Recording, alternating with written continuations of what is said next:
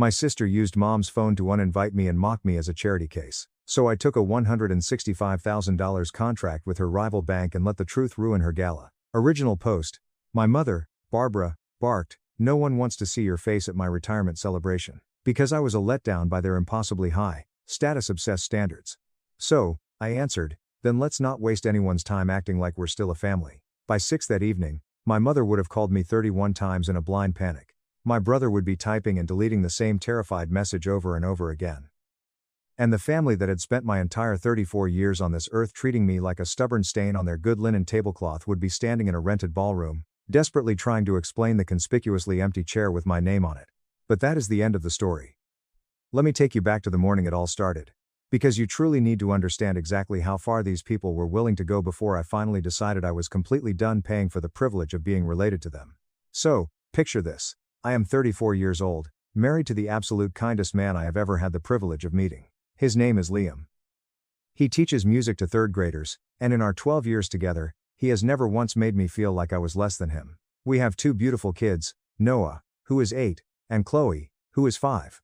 We live in a quiet, unassuming little neighborhood just outside of Columbus, Ohio. For the last 7 years, I have poured every ounce of my energy, my sweat, and my savings into my custom furniture business. I built it from absolutely nothing, board by board, in a drafty rented workshop that used to be a dilapidated tire garage. The first winter I was in business, I ran a tiny, rattling space heater off a frayed extension cord. I wore fingerless gloves to sand massive dining tables because I literally could not afford to heat the building and buy premium walnut stock in the same month. After years of working under arrogant men who put their own names on my intricate joinery and pocketed all the credit, I decided enough was enough. Now, I clear about $105,000 a year building high-end, bespoke furniture and custom architectural built-ins. The kind of meticulous, breathtaking work that ends up featured in glossy architectural magazines and installed in houses with iron security gates and long, winding gravel driveways. I am incredibly good at what I do. I built this beautiful, stable life with my own 2 hands, and I have the deep calluses and the elite client list to prove it, but my family never once saw it that way. To them, nothing I did was ever going to be enough, because I had committed the one unforgivable sin in their eyes. I had chosen a blue-collar trade. My sister, Elena, was the undisputed golden child. She was a corporate lawyer at a prestigious firm downtown, with her name supposedly inching toward the letterhead, or so everyone in our social circle believed. My brother, Julian, married up, and up meant Victoria, a ruthless hedge fund manager worth more than the rest of us combined. He never let a single holiday or family dinner pass without reminding the entire table of his elevated status. And then there was me. I was the one who threw away her vast potential to rot in a dusty woodshop. My mom, Barbara, was a senior executive at Vanguard Financial. She was one of those cold, calculating women who measured a person's worth entirely by the thickness of their business card, their zip code, and the designer label sewn into the back of their winter coat. My dad, Richard, was the top-selling luxury realtor in his office and was just as pathologically obsessed with outward appearances as she was. They had desperately wanted a lawyer, a banker, a doctor, anything they could name drop at the country club without their voices going quiet and embarrassed. Instead, they got a daughter who showed up to Thanksgiving dinner with stubborn sawdust trapped under her fingernails and a husband who taught little kids how to play the recorder. They treated Liam like a tragic downgrade, looking at him like I could have done so much better if only I had aimed higher at a man with a lofty title, a massive stock portfolio, and a boat. You want to know the absolute truth about that famous scene at Thanksgiving? The one they still throw in my face to this day to prove how difficult I am? 2 years ago, I gave my mother a stunning walnut console table for the holidays. 90 agonizing hours of my life went into that single table. It featured hand-cut dovetail joinery and a flawless live edge that I chased down a supplier for a week just to find. I spent hours on my knees rubbing 4 coats of finishing oil into the wood until it glowed from within. When she finally unwrapped it in front of the whole family, she looked at it the exact way you look at a cheap, store-bought casserole somebody brought to a potluck that you did not ask for. She sighed, gave a tight, patronizing smile, and said in front of everyone, "Oh, well, that is very sweet of you, Maya. I suppose I can find somewhere to put it." Then she immediately pivoted, turning her back to my work, and asked whether Elena had gotten the diamond earrings she wanted from the boutique. That was it. That was the whole heartbreaking moment. And when I pulled her aside later and said quietly, just to her, that it would have been nice to hear a genuine thank you, for once, the entire family decided I had caused a massive, hysterical scene. They claimed I had ruined the holiday with the massive chip on my shoulder. That poor, long-suffering Barbara could not even enjoy a simple gift without her difficult, dramatic daughter making it all about herself. Remember that console table?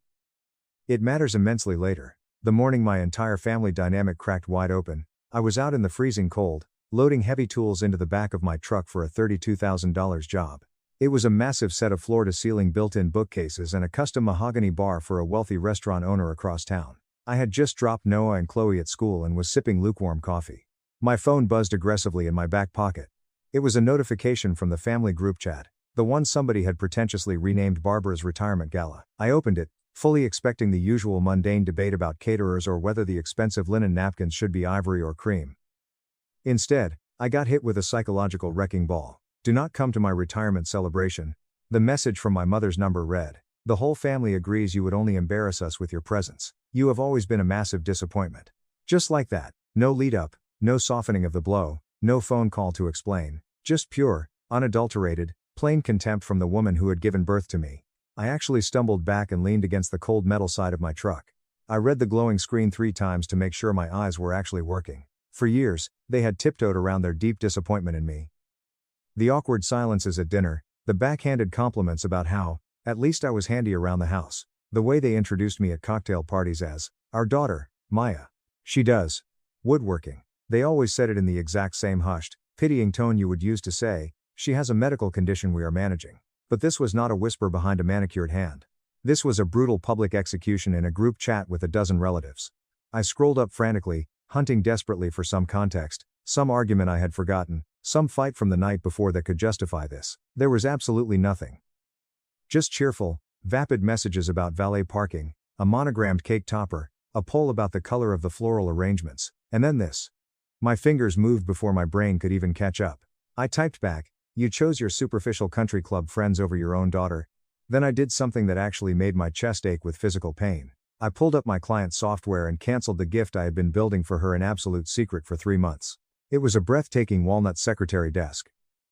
Hand-cut dovetails on every single drawer, a perfectly balanced fold-down writing surface, intricate hidden compartments, and solid brass hardware that I had aged by hand with vinegar and steel wool until it glowed like something out of a museum. If a client had ordered it, I would have charged $7,500 and put them on a 6-month waiting list. My mother had always secretly admired my work, even while she pretended to the world it was just a cute little hobby. Somewhere in the stupid, hopeful, desperate basement of my heart, I had let myself imagine her opening it at the party, running her manicured hand over the flawless grain, and finally understanding what these calloused hands could do. I had been so unbelievably stupid. The replies in the chat started rolling in within seconds. My cousin Tyler, who never met a knife he did not desperately want to twist, answered first with a long row of laughing emojis. 7 of them, like the cruel joke needed aggressive underlining. Then Elena, my hotshot lawyer sister, chimed in with, "You really think you belong at a high-class event like this after the hysterical scene you caused at Thanksgiving?" And my brother Julian, the exact same Julian I had co-signed a $2,500 car loan for when his credit was in the absolute gutter in his 20s. The one I helped move twice in the freezing rain. He just tapped a little heart reaction on Mom's cruel message and said absolutely nothing at all. Classic Julian. He was never the one actually holding the knife, but he was always the one eagerly nodding at the person who was plunging it in. Then came the picture. My Uncle Ray, of all people, a man whose massive backyard deck I had painstakingly rebuilt for free the previous summer, posted a crudely photoshopped image. It was my face pasted onto a dirty, cartoon lumberjack, captioned, "The family charity case." A few of them reacted with laughing faces. My aunt reacted with a heart. I stood in that completely empty parking lot, the wind biting at my face, and I laughed out loud, entirely alone. Because it finally confirmed every single thing I had ever suspected about where I stood with these people. I was done. Truly, fundamentally, finally, all the way done. What absolutely none of them knew was that I had been keeping receipts, not paper ones, but the other kind. The kind that stack up quietly in the back of your mind over 3 decades of abuse. Every free home repair, every deck I rebuilt for nothing while they sipped expensive wine and watched me sweat from lawn chairs. Every family dinner where I was the easy punchline because I did not drive a leased German car or bill clients by the hour. Every school play and birthday party where I was treated as the built-in, unpaid babysitter because my time was assumed to be worth significantly less than theirs. Every single instance where my mother looked at my rough, calloused hands like they were something grotesque that I ought to apologize for. They probably expected me to cry, to grovel, to show up to that gala with my head hung low in shame, carrying a check to help pay for the caterer the exact way I always had to buy my way back into their good graces. Not this time. They had finally cut the line clean. And for the first time in my entire life, standing there leaning against my work truck, I did not feel small. I felt incredibly, dangerously free. And I had a plan starting to build itself in my head, board by board, the exact way I build everything else. The very first thing I did was tell Liam everything. Not just about the text message, but about all of it, the years of it. The slow, torturous drip of being made to feel like the family's embarrassing, dirty little footnote. We sat at our kitchen table that night long after the kids were asleep. 2 mugs of chamomile tea were going completely cold between us. He listened to me for an hour without interrupting once, which is just one of the 1,000 reasons I married him. When I finally ran out of words and tears, he just reached across the worn wooden table, took my rough hand, turned it over, and pressed his thumb deeply into the thick callus at the base of my fingers like it was something incredibly precious. Then he looked me dead in the eye and asked, "What do you want to do, Maya?" That simple question landed somewhere deep and old inside me. Most people in my toxic family did not have a single human being who would stand behind them no matter what. I had one sitting right across from me, and I had spent years taking his unwavering support for granted while begging for pathetic scraps of approval from people who would never, ever give them. Right then and there, I decided I was going to show all of them exactly what it looks like when they lose the only one of us who ever cared about something real. Update 1. I already had a very solid local name in the woodworking community, but the plan I was forming pushed it to a completely different level entirely. Clients who had been circling me for months suddenly wanted to lock in dates, worried I would get too busy for them. So that same week, I aggressively got to work. I called my friend Zara, who runs a brilliant small marketing agency out of a co-working space downtown, and asked her to help me rebrand my entire business from the studs up. I did not just want a basic website with a phone number. I wanted professional, high-definition photography of every single piece I had ever made, a clean and modern booking system, cinematic video of my physical process, and real, glowing testimonials from real clients with real names. The whole endeavor cost me $6,000, which felt like an absolute fortune the week I spent it. But within a single month, I was completely booked 6 months out and had started a lucrative waiting list of my own. That beautiful secretary desk for my mother?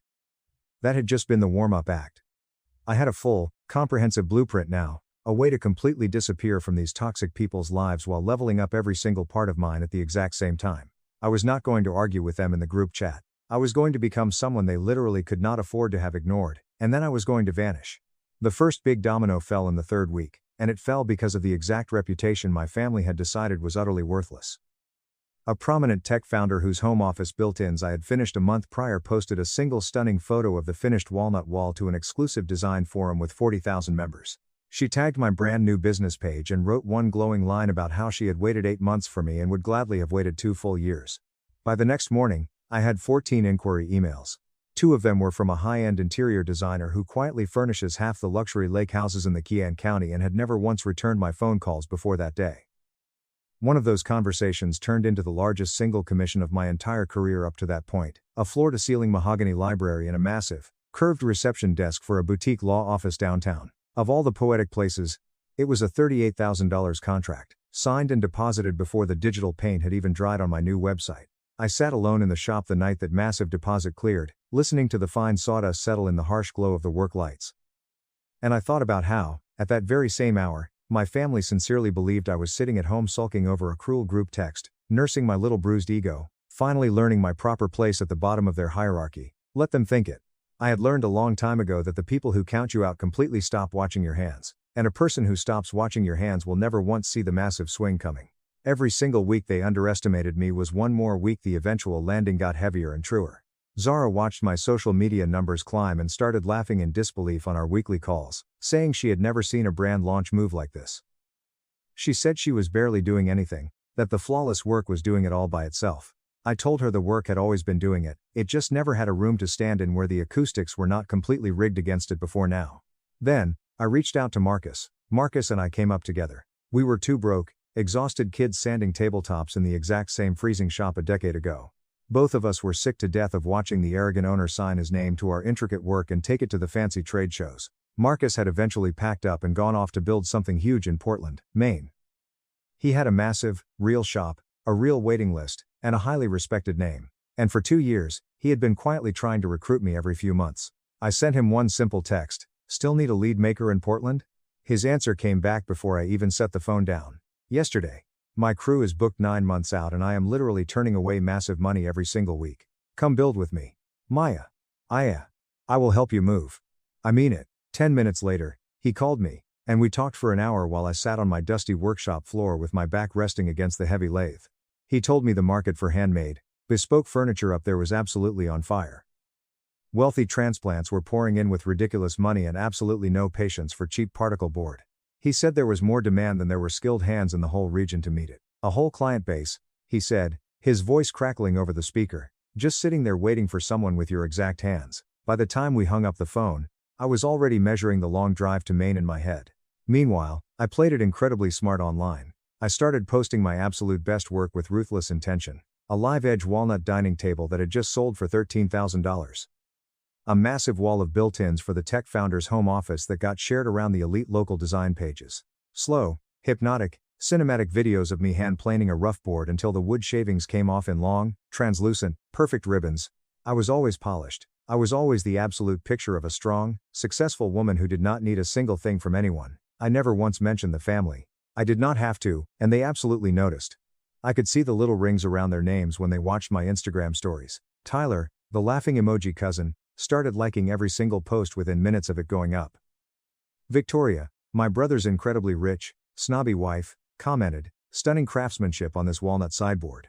The exact same Victoria who once asked me at a summer barbecue whether I had ever considered doing something with more of a future. My mother started sending me private messages, casual ones, breezy ones, asking about Noah and Chloe, forwarding random articles about kitchen renovations as if the brutal group chat execution had never happened. I left every single one of them sitting on read. Then my mother texted me directly, "No small talk. Your father is worried sick about you. Answer his messages. No apology." No mention of the group chat, the cruel meme, the public gutting in front of the entire extended family. Just a cold order, like I was a disobedient subordinate who had gone quiet on an email chain. I did not respond. I had one massive card left to play that none of them knew I was even holding. That card was Harper. Years back, before she was absolutely anybody, Harper had a small design studio and a massive rush commission for the mayor's residence that was about to completely collapse because two of her builders quit the exact same week. I pulled 3 straight, agonizing all-nighters, sanded my fingers raw, and saved the entire job for her.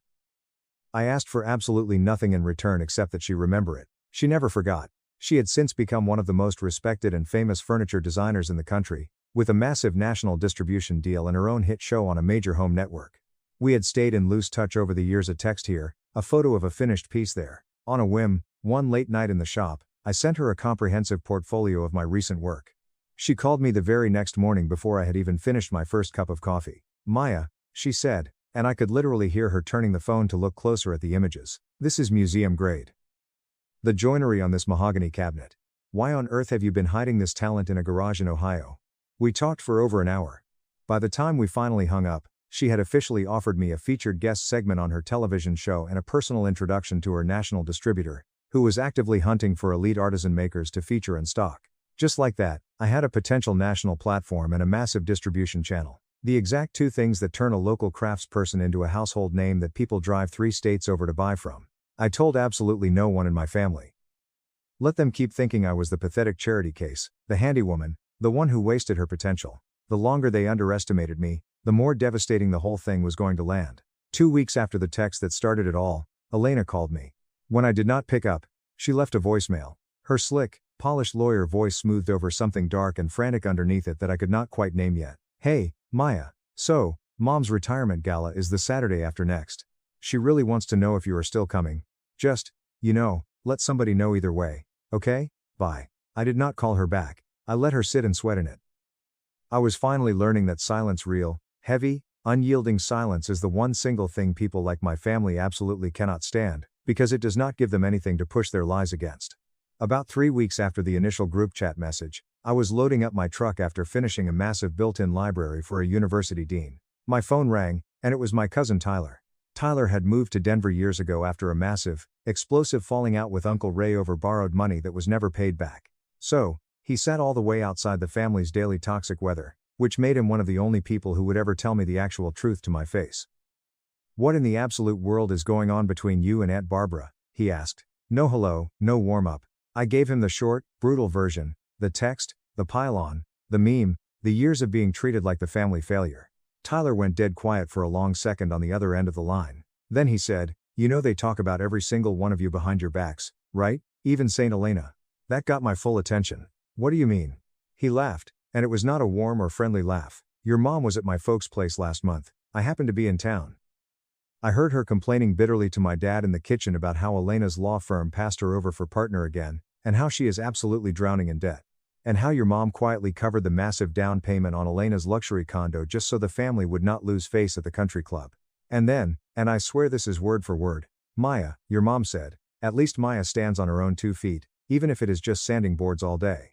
He paused, letting the weight of it hit me. There is more. Tyler kept going, and I stood in that freezing driveway holding a heavy router in one hand, completely forgetting to breathe.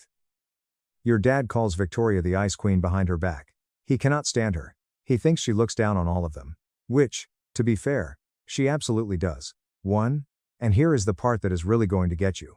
So sit down if you are standing. Your mom did not choose to retire, Maya. Vanguard Financial pushed her out. Restructuring is the polite word they are using in those fancy invitations. But my dad plays golf with a guy on their board of directors. And he says there were massive rumors flying around about serious accounting problems in her division. Numbers that did not reconcile. Millions of dollars. And that the whole grand retirement gala is a fake story they cooked up to make a humiliating firing look like a triumphant farewell tour. 40 glorious years. Walk her out with balloons so nobody asks the ugly questions. After that earth-shattering call, I sat in my truck in the Dean's circular driveway for a very long time, just staring blankly at the steering wheel while the sun moved slowly across the dash. All these years, all these agonizing years, I had truly believed I was the family disappointment, the ugly crack in an otherwise perfect, pristine vase. Turns out, the whole damn thing was a cheap stage set. Painted plywood held up from behind with vicious lies, other people's money, and a desperate terror of anyone looking too closely at the rot. The very next day, I got a frantic message from Jasmine. Jasmine sits on a charity board with Victoria, and she and I had always gotten along fairly well at the handful of family events she wandered into on Victoria's arm. Hey, Maya, she wrote, this is going to be a very weird question, and please tell me if I am out of line. Is everything all right with Julian and Victoria? She called me sobbing hysterically at 2 in the morning and would not say why. I called her back immediately. It came out in jagged, ugly pieces. Julian had found messages on Victoria's phone. A long, highly detailed, incredibly graphic thread with her personal assistant, a man barely older than half of her net worth. And the messages left absolutely nothing to the imagination. The perfect, rich, enviable marriage. The one Julian had waved in my face at every single Christmas like a weapon. The ultimate trophy he genuinely believed made him a fundamentally better person than his sister with the sawdust under her nails. That whole thing was rotting from the inside out. Another painted wall of the set tipping slowly over into the mud. 2 days after that, my cousin Nadia messaged me on Facebook out of nowhere. I probably should not be the one telling you this, she wrote, but your family is in full-blown panic mode about the gala. Your mom's old boss is coming, and a whole row of Vanguard executives, and they are terrified that people are going to notice you are not there and start asking why the daughter is conspicuously missing. It is all anyone is talking about. Elena actually suggested out loud at a planning dinner that they hire a local actor to show up and pretend to be you for the professional photos so it does not look strange. I read that one about 4 times and laughed until my eyes ran with tears. Hire an actor to play the embarrassing carpenter daughter for the family photos. That was a brand new, subterranean low, and I had thought I had already seen the absolute floor of these people. But, Nadia was not finished. 3 little dots appeared, disappeared, and appeared again. There is one more thing, she wrote, and it has been eating at me since it happened. And after everything, I think you deserve to know the truth. That awful message your mom sent, the one telling you not to come? I was at the planning dinner the night before it went out. Your mom left her phone sitting on the kitchen counter when she got up to help your dad carry something in from the garage, and I watched Elena pick it up and sit there typing on it for a solid 2 or 3 minutes. Then she set it back down exactly where it was, calm as anything. I did not think one thing of it at the time. People grab each other's phones all the time. But after that text landed the next morning, I keep going back to it. Maya, I do not think your mom wrote that message. I think Elena wrote it from your mom's phone and let it go out under her name. I sat very, very still in my truck, and the truth clicked into place with a sound almost like a well-cut dovetail joint seating home. That soft, final, undeniable thunk when 2 pieces of wood decide to become one thing forever. Elena, the golden child. The one who had watched me build something real, tangible, and self-made with my own 2 hands while she quietly drowned in massive debt and a corporate job that was hollowing her out. A family that still somehow would never look at her the way she was starving to be looked at. Of course it was Elena. It was not hard proof. Not yet. But I knew it the exact way I know good grain from bad the second my hand touches the board. And you know what I did with that devastating knowledge? Absolutely nothing. I said not one single word. I filed it away carefully, right next to all the other receipts, and I kept building. Some tools you do not swing until you are standing exactly where you need to be standing. For 2 days after Nadia's message, I could not let it go. I kept opening that original text and rereading it. And the more I read it, the more absolutely certain I became that she was right. My mother has said a great many cruel, terrible things to me across 34 years. But she does not talk the way that message talked. She does not write, "The whole family agrees." A lawyer writes, "The whole family agrees." That is a specific phrasing built entirely to make a personal cruelty sound like an official jury verdict. A thing already decided and voted on, so there is no point in you appealing it. My mother wounds you personally and proudly takes the credit for it right to your face. She would have written something aimed at me, specifically some sharp little observation about my life choices, my husband, or my hands. This was cold, procedural, and calculated. The language of someone drafting a legal document, someone who wanted the words to do maximum damage while keeping her own fingerprints entirely off the handle. It was Elena. It had been clear from the very first read, and I simply had not let myself see it because the truth of it was so much heavier to carry than a mother being cruel. A mother being cruel, I had already survived my entire life. A sister carefully engineering the whole family to throw me out from behind our mother's name while everyone else laughed and reacted with little hearts, that was an entirely different kind of monster. And it changed what I was willing to do. And here is the part that hardened something inside me for good. After that message went out, when I said nothing at all and simply went dead quiet, not one single person in that family used the silence to wonder whether something might be terribly wrong. Not one of them thought, "This is strange. Maya always comes back around eventually. Maybe we pushed too far this time. Maybe somebody should check on her." Instead, they filled my silence with a photoshopped lumberjack meme and a literal plan to hire an actor to stand in my place. They did not miss me. They missed the reliable, pathetic version of me that could be counted on to swallow their abuse whole and show up anyway with a fake smile and a checkbook. That was the exact moment I stopped grieving the loving family I had always wished I had, and started building, very calmly and very precisely, the heavy wooden door out of the one I actually had. I did not confront Elena. I did not call her and scream. I did not demand a tearful confession. I did not hand her the dramatic fight she desperately wanted. The one she could reframe later as me being unstable and hysterical, the exact way they always reframed my reactions to their abuse. Confrontation was the one arena those people were built for. All that courtroom energy, all that lifelong practice at turning a true thing into a losing argument. So, I gave them absolutely nothing to argue with. I let the silence keep doing its patient, agonizing work. Then came the kicker. The revelation that genuinely took the wind completely out of me. Harper, doing her due diligence before she put a stranger's work on her national television show, had mentioned my name to a high-end, extremely exclusive furniture dealer named Mr. Wellington, who runs a place downtown called Wellington's Gallery. Wellington recognized my last name the instant she said it.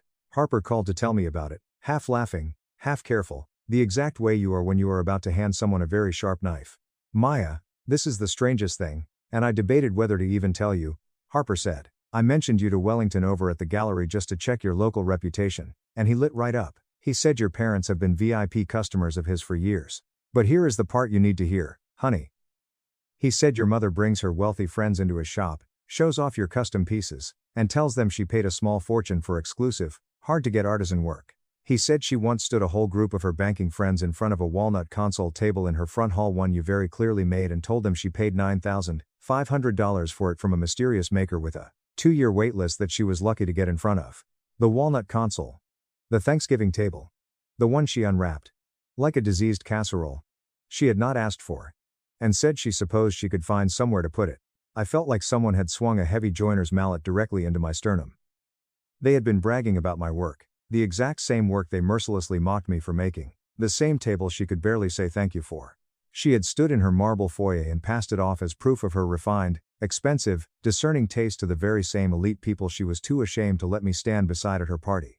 The whole picture finally came into hard, unforgiving focus. They did not just disrespect me, they were intensely proud of what I made. They were simply never, under any circumstances, going to be proud of times me. I was good enough to furnish their high-status lifestyle. I was not good enough to be named as its source. That night, I told Liam every single piece of what I had learned. He was not even a little surprised. "They have been using you for years, Maya," he said quietly, holding my hand across the same kitchen table. "Free labor, free luxury furniture, free childcare every time they were in a pinch. Status symbols they did not have to credit. But heaven forbid they respect what you actually do out loud where somebody important might hear it." He was exactly right. And that was the precise moment my plan changed shape in my hands. Up until then, I had wanted to simply walk away clean. No drama, no fireworks, just gone. Now, I wanted something significantly colder and more complete. I wanted them to feel, in full, in front of the exact audience they cared about most, precisely what they were losing. Update 2. I had about 5 weeks before the big move to Portland, Maine, and I used every single day of it like a master craftsman uses raw stock. Absolutely nothing was wasted. First, I listed our beautiful home through Liam's cousin, a trusted realtor. But I told her to keep it entirely off the public MLS listings. Private sale only, I said. I do not want this showing up anywhere the family might stumble across it online.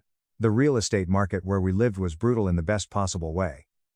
Inventory was at record lows, and we had meticulously renovated the entire place ourselves over 4 years. Every single cabinet, countertop, and length of custom trim was done by my own hands on nights and weekends. Liam's cousin already had a very short list of desperate, wealthy buyers hunting for exactly our kind of bespoke house. We listed it asking $110,000 over what we had originally paid, and she told me flatly we would get it in cash and close fast. We just never breathed one single word to anyone in the family. As far as they knew, I was still the same predictable, pathetic daughter who would grumble and then eventually show up to the gala. Next, I made myself extremely visible and completely unavailable, which is a very specific and very satisfying combination. I accepted an interview with the prominent local business journal about handmade furniture in an age of disposable everything. The piece ran with a massive, full 2-page spread of glossy photos from my workshop, my hands mid-cut on a table saw, and a closing line about my upcoming expansion into new national markets. I bought a stack of extra copies off the newsstand and mailed exactly 0 of them to my relatives. I ramped up the social media, posting daily, going live from the shop a few times so thousands of people could watch me joint a rough board start to finish. My follower count jumped from a few hundred to over 14,000 in the space of 2 months, and the massive commission requests started coming from 3 states away. Then I started actively turning down local jobs, telling wealthy clients I was booked solid for 6 months and referring them to other makers I respected. The truth was, I was quietly clearing my whole schedule for the move and the massive new venture with Marcus. About 2 weeks before the gala, I posted a single, cryptic photograph, empty moving boxes stacked high in the middle of my workshop floor, heavy tools half packed around them, with the caption, "Big things coming. Watch this space." That is the exact moment the real flood started. Elena called first, straight to voicemail. Then, my mother texted. "All sweetness and light now. Are you moving your workshop, honey? Your father and I were just saying. We have that whole finished basement sitting empty, if you ever need somewhere to store your things." I did not answer. I let the desperate question hang in the air and rot. A day later, Julian called, and when I did not pick up, he sent a long, panicked text. "Hey, what is with the boxes? Everything okay with the business? If you need a bridge loan, or if Elena could look over some restructuring paperwork, we are here for you. Seriously, whatever you need. Julian."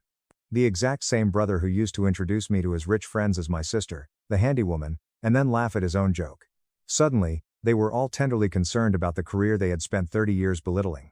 They could smell that something enormous was happening, and that for the very first time in their lives, they were standing on the outside of it with their faces pressed hard against the glass. Then the gala invitations finally arrived in the mail. Thick, gold-embossed cardstock, heavy as a floor tile, announcing a celebration of Barbara's 40 distinguished years at Vanguard Financial. Liam handed me the envelope with both eyebrows raised all the way up near his hairline. "They still genuinely think you are coming," he said, shaking his head.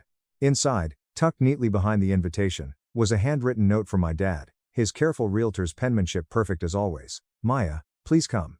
It would mean everything to your mother." That was it. No apology. No mention of the brutal text message, the lumberjack meme, the fake actor, the public humiliation. Just the smooth, unshakable assumption that my family obligation would always, in the end, outweigh my own dignity, because for 34 years, it always had. 3 days before the party, my mother finally called me herself in person. No proxy. I let it ring all the way out. Her voicemail was pure, undiluted. "Barbara. Maya, it is your mother. This silent treatment is childish and frankly beneath you. Very important people are going to be at this event. People who have known this family for years, and I need to know whether you intend to be there or not, so we can plan the seating arrangements accordingly. Call me back today. Important people." Not "I am sorry," not "I was wrong," not "I have missed you." Just a cold, logistical worry about how it would look to the important people if her disappointing daughter's seat sat conspicuously empty. I did not call her back. But I did something far, far better. I went into my workshop that night, turned on the bright overhead lights, and I finished the secretary desk, the one I had cancelled in a moment of pure heartbreak. It would be my parting statement, my absolute last word in a conversation they had been having about me for 3 decades, and I wanted it to be completely flawless. Quarter sawn walnut with ribbon figure that caught the light like deep water. Hand-cut dovetails you could set a steel straight edge against and not find a sliver of daylight. The intricate hidden compartments behind the drawers, the brass hardware glowing warm and old. It was, without any question, the finest single thing I had ever built in my life. When it was completely done, I stood back and looked at it for a long time. Then I arranged to have it delivered to my parents' house on the exact morning of the gala. And I tucked a heavy card inside the fold-down writing surface, where she would find it only after she had already run her greedy hands over the wood. It read, "Congratulations on your retirement. This is the last thing you will ever get from me." Meanwhile, every other piece of my plan was sliding quietly into place. The house went under contract and sold for the full $110,000 over what we had paid, all cash. Quick close. The professional movers were booked for the Tuesday immediately after the party. Marcus had found us a beautiful rental just outside Portland and had already lined up 3 major clients hungry for my work before I had even signed the lease. Harper had scheduled my television show segment for the following month, and her distributor had my portfolio in hand and was, in Harper's words, extremely interested. And then there was the last piece, the one that felt almost too poetically perfect to be true. For several weeks, I had been quietly in intense negotiations with Apex Wealth. Apex Wealth was Vanguard Financial's single biggest competitor in the region. I was negotiating to design and build the entire custom furniture package for their newly renovated executive floor. The massive boardroom table, the credenzas, the reception millwork, the works. The final contract came in at $165,000. That was significantly more than my mother had made in her final full year at the bank she was currently being quietly pushed out of. And here is the part that I still cannot quite believe the universe handed me on a silver platter. My mother's retirement gala was being held in the rented luxury event space of Apex Wealth, her own bank's bitter rival, the exact institution that had just hired her disgraced, trade school daughter for more than her annual salary. So, I made a very specific phone call. I asked my contact in Apex's marketing office to schedule their massive press announcement, and the one naming me as the selected exclusive artisan for their executive floor, to go live at exactly 8 a.m. on the morning of the gala. She said it would be absolutely no trouble at all. The night before the gala, Liam and I sat out on the back deck in the crisp evening air and watched Noah and Chloe chase fireflies in loops across the darkening yard. He reached over and squeezed my hand hard. "Ready for tomorrow?" he asked softly. I nodded, and I meant it all the way down to my bones. I had never in my life been more ready for anything. The morning of my mother's retirement gala, I woke up before the sun and reached for my phone. Apex Wealth had posted right on schedule at 8 a.m. sharp. A clean, highly professional press release announcing their renovated headquarters, prominently highlighting a renowned local craftswoman, Maya, selected to design and build the bespoke furniture for their executive suite. There were 3 stunning photographs of my previous work and a glowing quote from their chief executive about the incredible value of investing in elite local artisan talent instead of ordering from a corporate catalog. And they had tagged me directly in the post. That is precisely how half of my mother's wealthy guest list found out over their morning coffee, before they had even chosen what expensive outfits to wear. I took a screenshot, set the phone face down on the nightstand, and went into the kitchen to make chocolate chip pancakes for my kids. At 9:41 a.m., my workshop security camera pinged my phone. The white-glove delivery crew was carefully loading the flawless walnut secretary desk onto their padded truck, right on schedule. At 10:20 a.m., Liam came into the kitchen holding up his own phone, both eyebrows raised. "Your mom has called 4 times in the last 10 minutes, he said. "You want me to answer it or not yet?" I told him, sliding another pancake onto Chloe's plate. "Not yet." At 11:18 a.m., the delivery company sent me an automated confirmation. "Package delivered and signed for by Barbara." I closed my eyes and vividly imagined her opening it in her marble foyer, right next to the empty spot where the Thanksgiving console table used to sit. I pictured her running her hand over the perfect grain the way I had once stupidly daydreamed she would, and then finding the card. And then the sky came crashing down. My mother called 7 times in a row, back to back, no gap. My father called twice. Elena texted, "What did you do?" Just that. No punctuation, no capital letter at the end. Julian texted, "Answer your phone right now. This has gone way too far. You are seriously hurting Mom." I turned the phone all the way off, packed a large cooler with sandwiches and grapes, and took the kids to the park for the entire afternoon. We fed the ducks. Noah lost a shoe in the creek and we never found it. Chloe fell asleep in the soft grass with a fistful of dandelions. It was, hand to my heart, one of the best, most peaceful afternoons I can remember having in years. When we finally got home around 4 p.m., roughly an hour before the gala was scheduled to begin across town, I turned the phone back on and let it catch up. 31 missed calls, 47 text messages. Most of them were from immediate family, but a few were from family friends I barely knew, and even a couple from Vanguard executives who had bounced me on their knees at company picnics when I was small. I scrolled through the whole frantic avalanche of them slowly, sitting alone on my back step. They ranged from white-hot fury to genuine confusion to something that was very, very close to begging. "My mother, Maya, call me this instant. I cannot walk into this party looking like this. Julian, how long have you been talking to Apex? Do you have the faintest idea how this looks for mom? People are walking up to her asking about her artist daughter and she has absolutely nothing to say to them. You did this on purpose. Elena, the desk is the most beautiful thing I have ever seen and the card made mom sit down on the stairs and cry for 20 minutes. Please, Maya, whatever this is, please just call one of us. Julian again later, Victoria moved out yesterday and took all the accounts and now this. I cannot handle all of it in the same week. Please just call somebody. Anybody. Uncle Ray, you have taken this way too far, kid. Blood is blood, whatever you think of us. And then, the single most interesting message of the entire pile, from a number I did not have saved in my phone. Miss Maya, this is Eleanor Frost, Chief Operating Officer at Vanguard Financial. I saw the Apex announcement this morning and then realized, to my great surprise, that you are Barbara's daughter. Your work is genuinely exceptional, the sort of thing we have been trying to source for our own flagship branches for 2 years. I would very much like to speak with you about some lucrative opportunities on our side of the street. Please do reach out whenever is convenient for you. I showed Liam that entire thread. He read it through slowly twice, then set the phone down and looked at me. They still do not get it, he said quietly. Read them again, Maya. Not one single one of these is an apology. They are not sorry they hurt you. They are just sorry they got caught looking bad in front of the important people. He was exactly right. I read all 47 of them a second time just to be absolutely sure. In every single one, there was not one line, not one clause that said, I am sorry for what we did to you. It was all about the party, the optics, the awkward questions, the empty, humiliating chair. At 5:30 p.m., as the gala was beginning across town in a lavish ballroom that my direct competitor was paying me $165,000 to furnish, I finally responded. Not to any of them privately, one at a time, where it could be managed, manipulated, and spun. I opened the family group chat, the exact same one where all of this had started. Where the photoshopped lumberjack meme still sat scrolled up above cheerful notes about tablecloths. And I typed the only thing I had left to say to any of them. By now, you have all seen the Apex Wealth announcement, and my desk has been delivered and signed for. So, consider this my official RSVP. No, I will not be there to play the grateful, pathetic daughter in your little performance of a perfect family. For 30 years, you have treated me like a dirty embarrassment to be managed, while quietly bragging about my work to your wealthy friends behind my back. Mom, Mr. Wellington over at the gallery says hello. By the way, he tells me you love to show people that walnut console in the front hall. The one you say cost you $9,500 from an exclusive maker with a 2-year waitlist.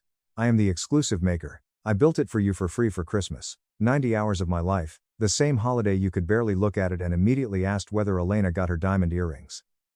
Then you all decided I caused a hysterical scene for wanting a simple thank you. And while we are finally being honest with each other, let's talk about the message. The one telling me not to come today. We both know you did not write it, Mom. Elena did. From your phone, at the planning dinner, while you were out in the garage with Dad. She typed it, she sent it under your name, and then she sat back and watched the explosion. And every single one of you, Elena, Julian, Ray, all of you watched that cruel text go out and said absolutely nothing. You laughed. You made a meme out of my face. You floated hiring an actor to stand in my place for the photographs. Not one of you picked up a phone to tell your sister the truth. So, here is mine. All of it. One time. I sold the house. We closed, and we moved next week. I am moving to Portland, where people line up and pay real money for what these hands can do. And nobody needs me to apologize for the calluses. I have signed contracts this month worth more than you earned in your entire final year at Vanguard, Mom. In the exact same month they quietly walked you out the door and threw you a fake party to hide the accounting issues.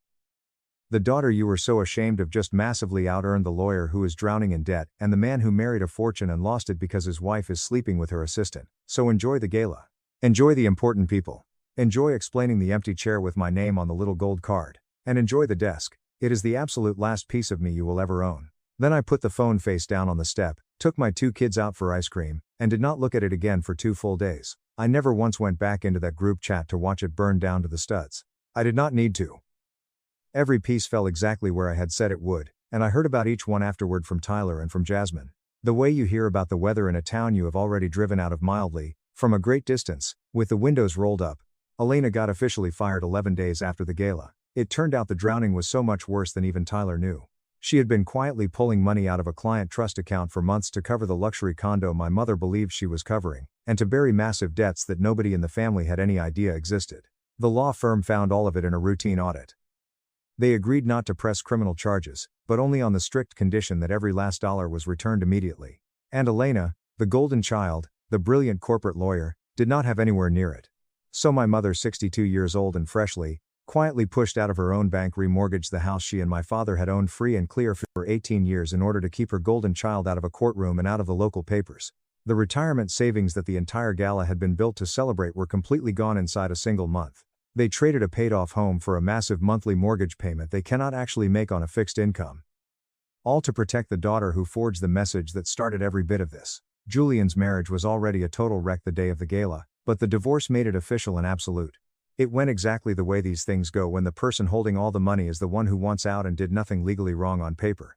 The ironclad prenup that Julian had bragged about signing, so proud, so certain he had won the whole lottery of his life, left him with almost nothing but a lease on a downtown luxury condo he could no longer afford by himself. The last thing I heard, Victoria had already moved the young assistant into the massive house Julian used to show off at Christmas, and Julian had moved into my parents' newly remortgaged guest room. One broke sibling stacked neatly on top of another in a house that no longer truly belonged to anyone, and my mother, her grand farewell tour, 40 distinguished years, ended in a rented ballroom full of banking executives who had, every single one of them, already seen a press release from her own direct competitor, announcing that the daughter she refused to seat at her table was the artisan of the year for the rival's executive floor. The careful, elaborate story she had built to make a firing look like a triumph collapsed completely under the combined weight of one empty chair and one delivered desk. I am told she left the party early in tears. They called after. Of course they called. My mother left a pathetic voicemail about 2 weeks later, her voice smaller and more fragile than I had ever heard it, saying she understood now that she had been so wrong for so long, that she just wanted the chance to talk. Julian texted asking whether the thing in Portland was real, and whether maybe I could use family in the shop, whether there might be room for him to work for me. Even Elena wrote one time. A long, careful, lawyerly message absolutely full of the word, sorry, sorry, sorry. I read all of them, every single word. Then I did the one thing that felt truly honest. After 34 years of being the family's built-in disappointment, its free labor, its unnamed source of borrowed status, I left them exactly the way they had always, so easily left me. On red. We moved to Portland the following Tuesday. The moving truck came at dawn, and by noon, the only house my kids had ever known stood empty behind us. And I did not feel one single thing except the clean, wide-open quiet of a beautiful life with nobody left in it who needed me to be smaller than I am. Marcus met us in the driveway of the new rental with the keys in one hand and a box of warm tacos in the other. By the end of that first week, I had massive deposits on 6 new commissions and a real waiting list of my own starting to form. Liam found a wonderful music program that paid a full step better than his old one. Noah joined a local baseball team and got put at shortstop. Chloe found a pile of walnut offcuts in the corner of the massive new workshop and started very seriously building what she informed me, with total gravity, was a house for a bird that had not agreed to move in yet. Somewhere in all of that beautiful chaos, Mr. Wellington called me.